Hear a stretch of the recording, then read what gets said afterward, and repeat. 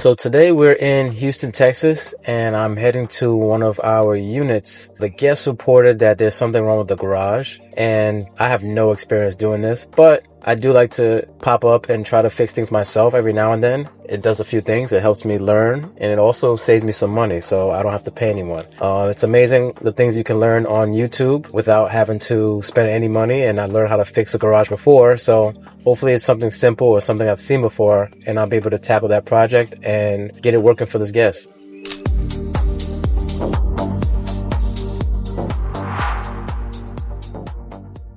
So we just got to the house, and I'm going to knock on the door and see if they're there. If not, they're still going to work on it anyway, but I had my team reach out to the guest directly, so they already know we're on the way. And yep, let's see what's going on with this garage.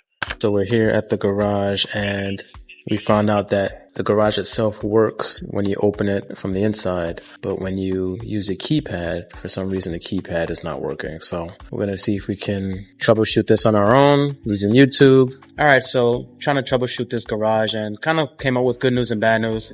Good news is I know what the problem is.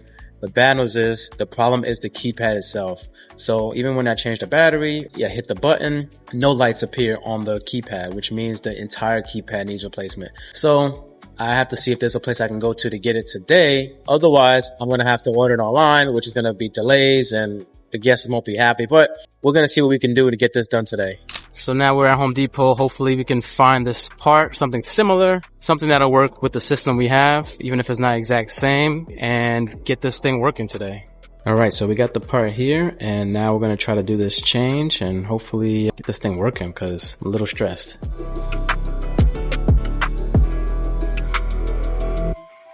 All right, so before I started this project, I called the garage door company to come over, and they said they'll be there within a few hours. So I figured I would still go to Home Depot. I'll get back and I'll be finished before they get here.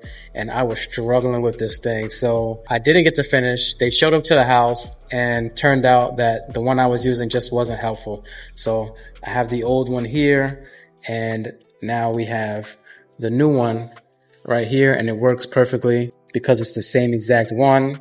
And unfortunately, they don't sell these in the store anymore. That's why I had to find a generic one. But I had to pay him $100 and he was on his way. It was a lot of money, but at least we got it working, and I can have the guests use the garage during the rest of their stay. And I know $100 is a lot of money, but sometimes speed is the cost of the convenience. And for the guests, there's an elderly person staying here, and if we had to wait another day or 2 days for shipping for a cheaper device, their whole trip would have been ended and we didn't have anything resolved. So now at least we can say that the guest can use the garage and use the door properly to access the house on the first level, and we won't have a complaint. And in fact, we'll probably get a 5-star review for us being able to come out here so quickly and solving the problem.